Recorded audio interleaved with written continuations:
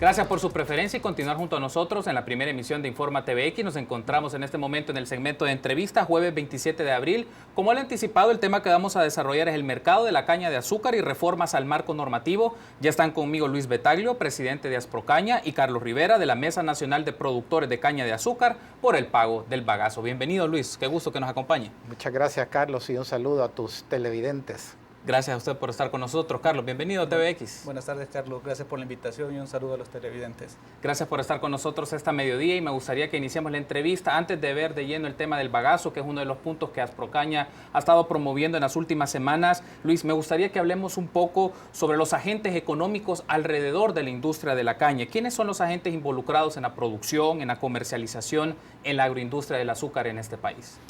Sí, cómo no. La caña de azúcar en El Salvador es un poco diferente a otros países, donde por ejemplo en Guatemala los ingenios son dueños de la tierra, entonces ellos producen la caña y la industrializan. Aquí no, están separados los dos actores. Por un lado estamos los productores de caña, que estamos en el campo haciendo las labores agrícolas, etcétera, y por otro lado están los ingenios, son 6 ingenios en el país que se encargan de molerla, producir el azúcar, la melaza que se exporta, y al final el residuo que queda, el bagazo, que lo queman, con eso generan vapor, con ese vapor mueven turbogeneradores y generan energía eléctrica, la cual consumen una parte y otra parte la venden a la red del país. Ese es básicamente el mapa. ¿Y dónde se involucran en esto los trabajadores, los campesinos que trabajan en los jornales dentro de esta estructura de la economía de la agroindustria del azúcar, Luis? Correcto. Nos toca a nosotros, los productores, lidiar con el trabajo en el campo. Sí. Los tractores, remover la tierra, los jornaleros. Por ejemplo, el incremento en el salario mínimo que se dio a principio de año lo absorbimos nosotros, ¿no? Nosotros le pagamos a esa gente. Nosotros incluso transportamos la caña de azúcar de las haciendas a los ingenios, que es uno de los temas que he utilizado yo para argumentar que algo debemos de recibir del bagazo, porque lo transportamos al puesto. El combustible se lo ponemos a ellos en el puesto. Entonces, están estos dos actores económicos y está el Consejo Salvadoreño del Azúcar, que fue hecho por ley en el 2001 para mediar entre ambos las diferencias que puedan existir entre ambos actores. En el caso, cierro con esta idea, Luis, en el caso del transporte, ¿ustedes directamente lo brindan ese transporte o buscan a otras empresas que les dan ese transporte de carga para movilizarse entonces de donde está, desde la zafra hasta los ingenios? Es el cañero el que transporta la caña, pero sí los ingenios se encargan, por ejemplo, de contratar la flota. Pero el flete lo paga el cañero. Y por ejemplo, en el caso del ingenio Jiboa y la Magdalena, hay productores que tienen sus camioncitos y ellos van a hacer la cola para entrar al ingenio. Entonces, lo que te quiero decir es que el transporte es independiente, lo maneja el ingenio, pero lo paga el productor. El productor, perfecto. Ahora bien, Carlos, me gustaría que hablemos sobre el tema. ¿Qué implica la agroindustria para la economía de El Salvador? ¿Cuánto representa la agroindustria del azúcar para la economía salvadoreña? Según datos estadísticos, representa el 2.7 del PIB, sí, y le damos empleo a 70,000 trabajadores directamente y aproximadamente 180,000 indirectamente. Entonces, como Luis muy bien lo dice, con el incremento del salario mínimo, el cual encareció nuestra operación más o menos en $300 por manzana de caña cultivada, nosotros venimos y pagamos directamente a los trabajadores, a los rozadores, en su gran mayoría, con nuestros propios recursos, los salarios de ellos. Se ha hablado de datos de 7,000 productores vinculados al tema de la caña. Carlos, ¿nos podría decir de estos 7,000 productores están asociados, son de carácter individual? Solo para que la gente pueda conocer un poco de esta totalidad de productores, ¿cómo están organizados? Hay varias gremiales. Hay gremiales en la zona occidental, en la central y también en la oriental. Yo creo que, si no me equivoco, habrán unas 6 o 7 gremiales. No todos los productores de caña están agremiados, muchos son independientes, pero esto se debe también a las presiones que reciben de parte de los ingenios azucareros para que no digamos, no se asocien con el objeto de tener más fuerza.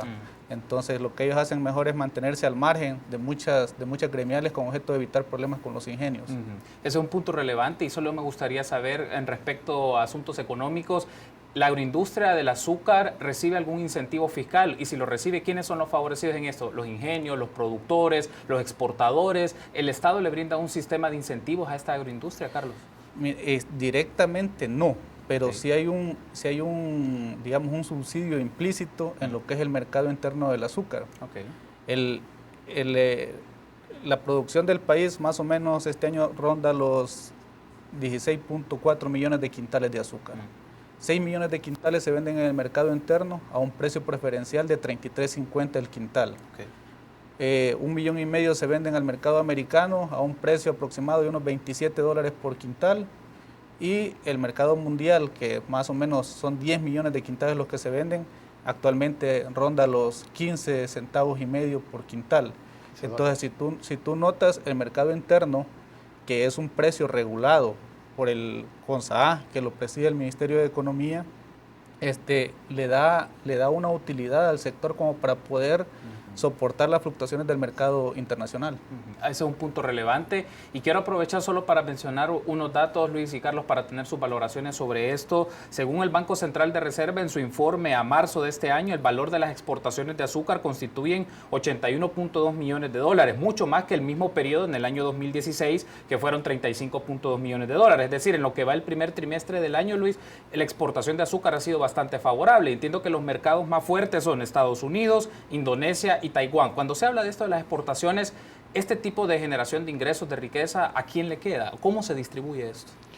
Ese dato se mira una gran variación de un año a otro porque el año anterior hubo una sequía tremenda que bajó mucho la producción. Entonces lo que impacta, porque azúcar para el mercado interno siempre va a haber, y siempre va a haber para los mercados preferenciales. Lo que varía es el mercado mundial.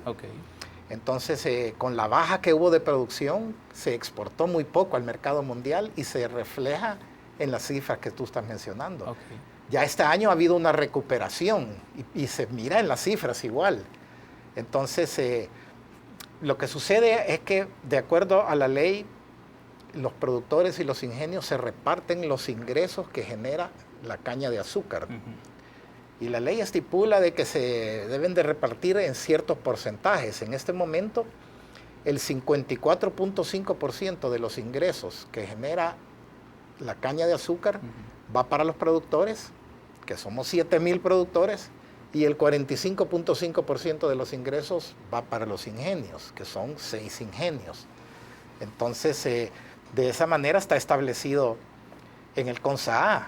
En este momento se están haciendo unos estudios para ver si esos porcentajes varían, deben de variar o no. Hay que hacer un análisis muy intenso de las rentabilidades de los ingenios, las rentabilidades de los productores, para ver si esos porcentajes están correctos.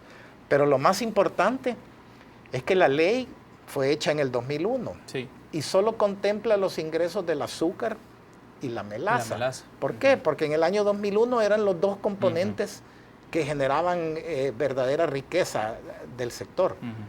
Pero a partir del año 2003, 2004 se empezó a quemar este bagazo que te digo. Nueva tecnología en calderas permitió que este bagazo se quemara y que generara energía eléctrica con él.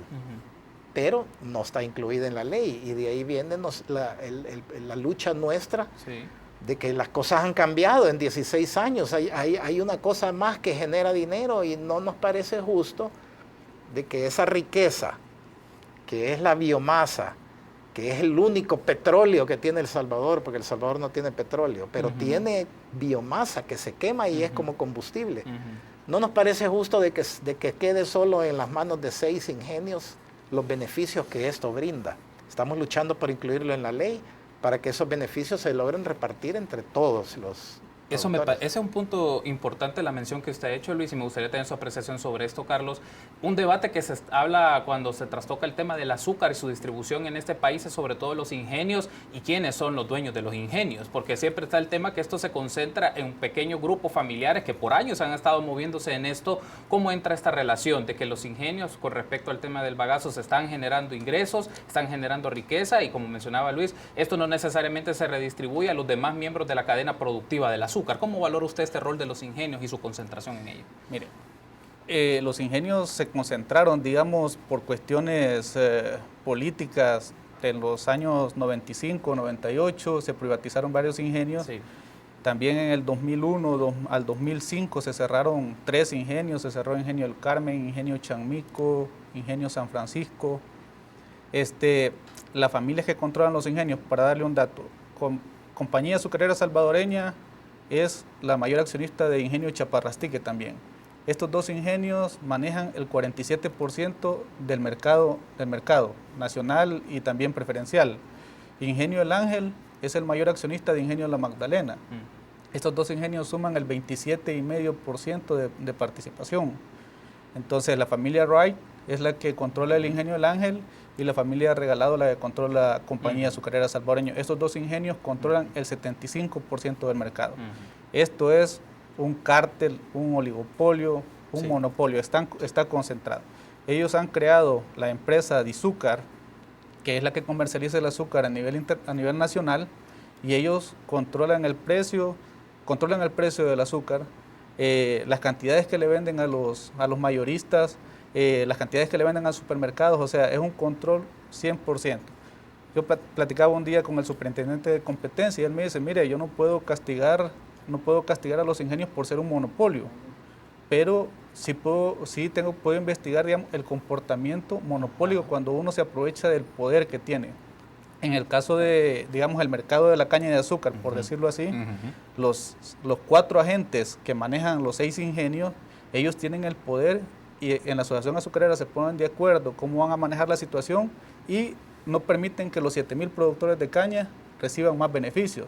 En el mercado del azúcar, igual, los seis ingenios propietarios de Dizúcar, ellos controlan el precio del azúcar y todo, y ellos deciden a qué precio y qué cantidades les conviene vender. Básicamente es un esquema de un mercado que queda en un monopolio, que lo concentran 2 familias fuertes y que están involucradas en el tema de la comercialización. Tengo que hacer una pausa, Luis, pero antes quiero preguntarle, ¿cuál es el rol, usted lo mencionó, del Consejo Salvadoreño de la Agroindustria Azucarera, velando sobre esta relación o este contexto económico monopólico? Y mencionaba también, Carlos, el caso de la Superintendencia de Competencia. ¿Cómo consideran usted los roles de estas instancias para gestar este mercado que a claras luces es un mercado de carácter monopólico?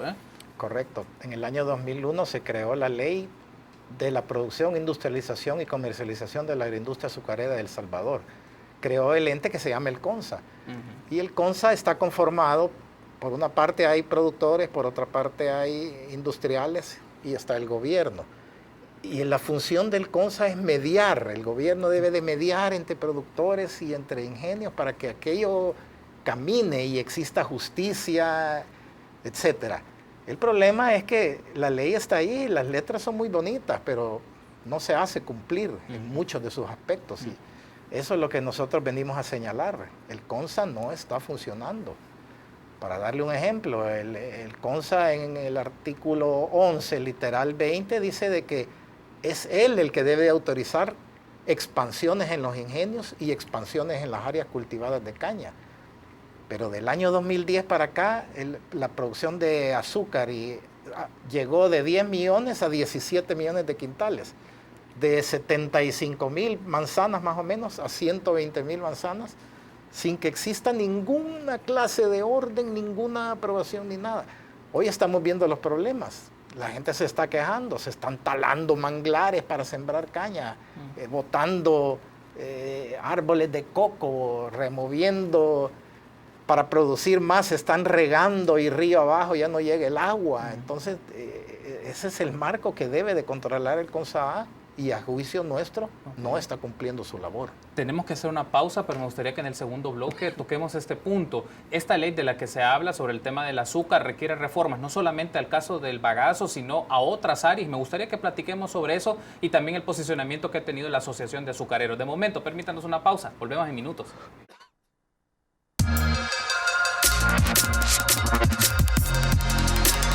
Gracias por continuar junto a nosotros en la primera emisión de Informa TVX. En el segmento de entrevista de este jueves 27 de abril me acompañan Luis Betaglio, presidente de Asprocaña, y Carlos Rivera, de la Mesa Nacional de Productores de Caña de Azúcar, por el pago del bagazo. Y el tema que estamos desarrollando en estos minutos es el mercado de la caña de azúcar y reformas al marco normativo. Carlos, creo que retomemos un poco ya de lleno al tema del bagazo, que es una de las propuestas que ustedes tienen. ¿Cuáles son las reformas en particular que piden de la ley que ve el tema del azúcar en este país? Una ley, como ya se ha mencionado, del año 2001, ya casi 16 años, y que requiere algunas modificaciones. Y Asprocaña y esta Mesa Nacional de Productores de Caña de Azúcar lo están pidiendo para el caso del tema del bagazo. ¿Qué reforma en particular están pidiendo ustedes? Nosotros lo que estamos pidiendo es que se modifique el artículo 1, que es el que maneja el espíritu de la ley, digamos. En el artículo 1 solo menciona que a los productores de caña se les pagará los ingresos del azúcar y de la melaza. Entonces, como Luis decía, por los avances tecnológicos, el bagazo se ha convertido en un subproducto muy rentable, ya dejando atrás, digamos, a la melaza con los beneficios que genera para la agroindustria. Entonces, lo que nosotros estamos pidiendo es que se modifique el artículo 1 y artículos subsiguientes para que se incorpore el bagazo en la fórmula de pago de caña por calidad. Sí. Existe un reglamento que regula cómo se determina el precio por libra de azúcar que se le va a pagar a cada productor. Ese reglamento establece una fórmula que es bien sencilla: ingresos de azúcar, ingresos de melaza, ingresos de una empresa que se llama Empaxa, que es la empacadora de Los Ingenios, que ya ellos aceptaron distribuir esos ingresos, y nosotros estamos pidiendo que se incorpore el bagazo. Entonces, la fórmula permite incorporar nuevos subproductos de la caña de azúcar para hacer una distribución más justa y equitativa de los ingresos que el sector genera. Es interesante el dato, revisando un poco en los medios de comunicación, Luis, que esto le ha generado plata a los ingenios. Hay datos de la CIGET que mencionan que recibieron 36.5 millones de dólares en concepto de generación de energía por el tema de la biomasa, pero también revisando en indagaciones que está haciendo, en este caso, técnicos y especialistas en Brasil, el uso del bagazo de caña también puede ser utilizado para el filtro de carbón del agua y del aire. Es decir, hay de por medio de estas investigaciones un beneficio que puede generar, que en este momento se ha quedado a los ingenios. Coméntenos un poco de esto, cuánto genera para la energía eléctrica y el ingreso que tiene para los ingenios sobre esto. Es una excelente pregunta y Carlos, se la voy a ceder a Carlos porque él es el que se ha tomado el tiempo de investigar en la CIGET. Okay. Son datos oficiales de la CIGET, los que él maneja, y le voy a ceder la palabra. Claro, claro. El dato que tú dices es cierto. En el año 2015 aproximadamente fueron 36.5 millones de dólares los que generó, digamos, la energía eléctrica que los ingenios inyectaron a la red. Okay. Pero me voy a tomar la oportunidad de venir y presentar este cuadrito, si lo pudieran acercar. Sí, si lo puede mantener ahí, vamos a hacer una toma amplia y nos comenta un poco qué nos dice este cuadro. Dice el valor del bagazo para la industria, agroindustria azucarera. Este cuadro toma los datos de la CIGET y del Consejo Nacional de la Energía desde el año 2008 al 2016. La generación bruta es todos los megawatt hora que los ingenios producen. El consumo propio es lo que ellos utilizan para la producción de azúcar, y la generación neta es lo que ellos venden a la red. Tomando en cuenta los precios promedios a los que se venden mensualmente el kilowatt hora, los ingenios han recibido en ese periodo 272 millones de dólares, y el bagazo representa 440 millones de dólares de beneficio, o sea, entre ahorros que ellos han tenido al generar energía eléctrica, porque ya no la compran a la red, sino que ellos la producen y la consumen. Entonces, estamos hablando de cantidades de 30, 35 millones de dólares anuales que ellos están recibiendo y que no quieren compartir con los ingenios, con los productores de caña, por lo que hablábamos, que ellos tienen el poder. El CONSAA, se le ha pedido al CONSAA que intermedie en esta situación. Quien preside el CONSAA es el ministro de Economía, el licenciado Tarsis Salomón López. Entonces, pero el CONSAA, digamos, es una institución, así por decirlo, inoperante. inoperante. Ellos no toman su papel de ente regulador en la agroindustria azucarera y han permitido que los ingenios pisoteen a los productores de caña y pisoteen también a los consumidores de azúcar. La modificación de la ley tiene muchas cosas buenas, pero ¿de qué sirve una ley si una ley no se aplica? Entonces nosotros, aparte de la modificación que estamos pidiendo de la reforma de ley, también exigimos que el Ministerio de Economía tome su papel protagónico y aplique la ley como se debe, y eso va a beneficiar a todo el país. Eso me parece un punto relevante. Carlos, quiero regresar con usted solo para hacerle esta pregunta. Ante un escenario, ya hablaremos también de las valoraciones políticas de esto, porque pasa por la Asamblea Legislativa y en la toma de decisiones ahí hay intereses representados, pero antes de eso, una reforma de la ley sobre el tema del bagazo, y ya vemos lo que ha generado 272 millones de dólares para los ingenios, o con una reforma, ¿cómo se podría justificar que esto tiene beneficios para los productores, pero también hablemos de los trabajadores, de los jornaleros, de la gente que también está en el campo trabajando en la corta de la caña, en la zafra? ¿Cómo se harían beneficiados también los trabajadores en una reforma? Fíjate que ya los productores, los trabajadores, digamos, rozadores y jornaleros, ya están siendo beneficiados. En el 2000, en enero de este año, se incrementó el salario mínimo al trabajador agrícola, a lo cual nosotros como gremio no nos hemos opuesto, digamos, lo apoyamos porque es justicia. La situación es que no hay una redistribución justa de los ingresos, digamos. Si los ingenios vienen y comparten un poco de estos 35 millones de dólares que reciben anualmente, primero el productor de caña puede hacerle frente a los mayores costos que tenemos actualmente, que más o menos se incrementaron $300 por manzana, por el incremento del salario mínimo, y además de eso se le pueden dar otros beneficios, se pueden impulsar, digamos, la zafra verde, o sea, la cosecha de caña en crudo, tratar de incentivar que las personas quieran, digamos, en el campo muchas veces el mismo trabajador le da fuego a los cañales porque no les gusta cortar, digamos, porque las hojas lo hieren y todo eso. Entonces, al tener el trabajador contento, el trabajador va a evitar esas prácticas y al final nos vamos a ver beneficiados todos, hasta los ingenios azucareros. Perfecto. Ahora, Luis, me gustaría que hablemos sobre este punto. Mario Salaverría, representante de la Asociación Azucarera, ha mencionado que no está de acuerdo con la propuesta de reforma que ustedes están formulando, porque eso significa pedirle a los ingenios, como ha mencionado en medios de comunicación, pagar 2 veces por un producto que ya está cancelado, y esto también afecta a la seguridad jurídica. ¿Cuál es su reacción ante la posición del señor Salaverría de la Asociación Azucarera? Mi reacción es que cómo se puede parar enfrente de las cámaras y enfrente de la prensa y decir una mentira, porque eso es una mentira y es bien fácilmente comprobable. Ya Carlos habló hace un rato de la fórmula que utilizan los ingenios para cancelarle al productor. Resulta que a partir del año 2001 se nos paga por el contenido de azúcar que la caña lleva. Entonces el CONSA define el precio de esa libra de azúcar y es una fórmula tan sencilla que dice, primero dice cuánta azúcar se produjo en el país, cuánta se vendió de ese azúcar se vendió en los mercados internos, preferencial y mundial, cuánta melaza se vendió nacionalmente, cuánta melaza se exportó. Y por último se agregan las utilidades de la compañía esta en Paxa. Sí. Punto. Ahí está la fórmula, ellos la conocen, todos los productores la conocemos, el pueblo salvadoreño tiene que conocerla, es una fórmula tan sencilla y en ningún lado aparece el bagazo ahí como para que él se atreva a decir de que ya va pagado. Eso a mí me sorprende cuando él se para a decir eso, pero yo se lo puedo demostrar a cualquiera de que el bagazo no va incluido. Cuando menciona esto, Carlos, de la seguridad jurídica, el señor Salaverría tiene razón, su argumento, su postura de que esto afecta a la seguridad jurídica, en este caso, del sector fuerte de los ingenios, de la Asociación Azucarera. La Asociación Azucarera tiene muy buenos abogados y Mario Salaverría está bien asesorado, pero sinceramente yo creo la ley es una ley, digamos, pequeña, fácil de entender. Aquí no hay ningún secreto. Esta ley estipula cómo se va a elaborar los contratos de caña de azúcar, los contratos de entrega de caña de azúcar.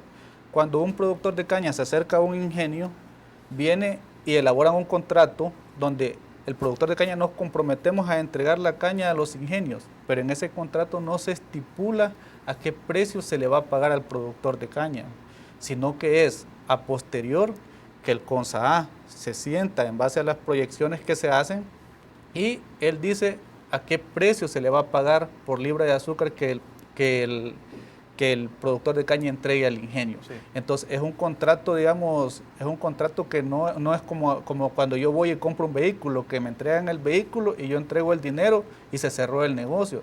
En este caso no, en este caso es un compromiso que el productor hace de decir yo le entrego la caña a tal ingenio y el ingenio se compromete a pagarle un precio que no sabemos, sino que lo estipula el CONSAA en base a cálculos estadísticos. Creo que es importante esta mención. Ahora lo llevamos al espectro o al escenario de la Asamblea Legislativa, Luis, y hablamos antes de entrar al aire que también hay una serie de relaciones de poder político ahí mismo. Uno de los puntos, ustedes lo mencionaban en el primer bloque, también eso puede trastocar o el posicionamiento del diputado Johnny Wright en este sentido, porque puede haber un conflicto de intereses por el tema del azúcar. Me gustaría tener su apreciación sobre esto, Luis. La Asociación Azucarera y los ingenios azucareros pueden presionar a los grupos parlamentarios. Aquí hablo de todos los partidos políticos en la Asamblea Legislativa para no permitirles esta reforma de ley que ustedes están solicitando y mantener las cosas como han estado desde el 2001.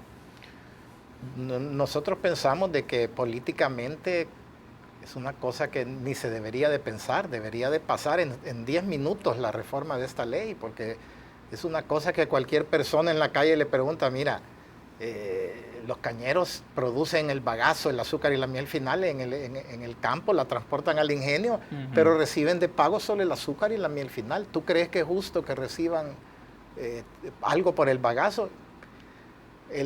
Casi el 100% de la gente dice que sí. Sin embargo, en la asamblea no suceden cosas y tú lo mencionas muy bien. El sector azucarero es muy poderoso. Se sabe que financian muchas campañas políticas de diputados que están ahí. Está el hijo de uno de los dueños de uno de los ingenios más grandes. Habrá que ver, Johnny, cómo toma este tema. Nosotros estamos preocupados que el bloque de Arena dicen que va a votar en bloque, de que no conviene hacer la reforma. Se inventan razones de que hay que hacer un estudio y que hay que analizarlo después de que ha sido analizado ya por años y en eso se quedan. Déjame contarte que el partido oficial está totalmente de acuerdo. Han logrado entender. El partido Gana también. Sin embargo, ahí hay un par de diputados que habrá que ver todavía. Hemos platicado con el PCN, con el licenciado Merino, y vamos a platicar con otros ahí, y han sido muy receptivos. Muchos de ellos cultivan caña. Yo platiqué con el doctor Parker y me dijo, Luis, lo que tenés que hacer es ordenar tus ideas mejor y para presentarlo, pero para mí es un tema que debería de pasar en 5 minutos en la asamblea. Miren, reformamos la ley para incluir el bagazo y unánimemente deberían de levantar la mano los 84. Ese es mi sentir. Básicamente, entonces, como lo menciona Luis, el bloqueo lo tiene en el grupo parlamentario de Arena. Los demás grupos parlamentarios hay una apertura para discutir el tema y promover las reformas. ¿Es así? Exacto, es así. Perfecto. Estamos cerrando la entrevista, Carlos. Solo me gustaría tener un punto adicional sobre esto. Hemos tenido en este espacio de entrevista grupos de medio ambiente y grupos del tema del agua. Y hay un aspecto que me llama la atención. En los datos que también se presentan a nivel oficial por este consejo que ve el tema del azúcar, habla de 549,000 toneladas métricas de caña quemada no programada. ¿Eso qué significa? Porque se está hablando de quema accidental y quema delincuencial. ¿Y cómo se ve también el tema del agua en esto? Porque hay una preocupación de cuánto generan también los ingenios o cuánto se genera en la producción del azúcar, el agua, como tal. ¿Cuál es su posición de esos puntos? En los ingenios azucareros, lastimosamente la tendencia de nuestro país ha sido de quemar los cultivos de caña para poder ser rozados, para comodidad de las personas. En los últimos años se ha venido impulsando la cosecha en crudo, digamos. Yo creo que estaban hablando de un 10-15% que se había logrado ya de cosecha en crudo, que es un avance. Los ingenios, lastimosamente, ellos programan el momento en que se va a quemar los cañales. Cuando hablan de caña quemada no programada, es cuando alguien, digamos, y hace la travesura y le da fuego al cañal, y los ingenios no lo tenían programado quemarlo en esa fecha. A eso se refiere. En pocas palabras, estamos hablando que de las 120,000 manzanas de caña que existen en el país, aproximadamente 100,000 manzanas de caña se queman. Un dato interesante que tal vez no se ha hablado, de los ingenios han hecho pruebas es la hoja de la caña, nosotros le llamamos bajera.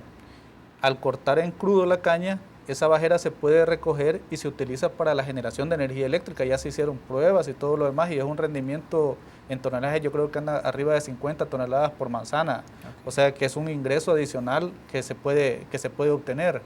Pero lastimosamente hay que cambiar la cultura. Productores de caña, aceptémoslo, ingenios y también del pueblo en general, digamos de los rozadores, que se evite la quema de los cañales y digamos hacer un plan mediano plazo de venir y es ir incrementando las áreas que se cortan en crudo para beneficio de todos.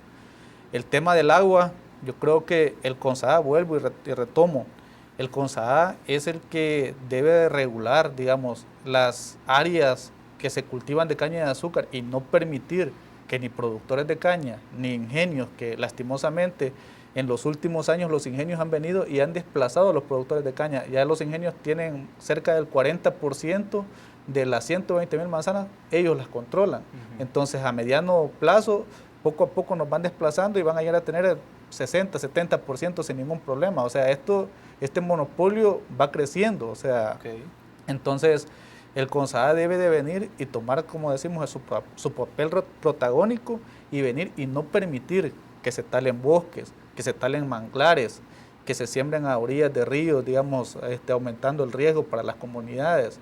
Entonces, pero ahí, digamos, es aplicar la ley y también el Ministerio del Medio Ambiente, digamos, venir y tomar también cartas en el asunto. Perfecto, quiero agradecerles por habernos acompañado, por haber estado con nosotros. Gracias, Carlos, gracias, Luis, por haber estado con nosotros estos minutos en TVX. Gracias a ti, Carlos. Carlos, gracias y saludos a todos. Gracias por haber estado con nosotros. Nos acompañaron Luis Betaglio, presidente de Asprocaña, y Carlos Rivera, de la Mesa Nacional de Productores de Caña de Azúcar, por el pago del bagazo, y el tema que desarrollamos fue el mercado de la caña de azúcar y reformas al marco normativo. En un momento, permítanos una pausa. Volvemos en minutos.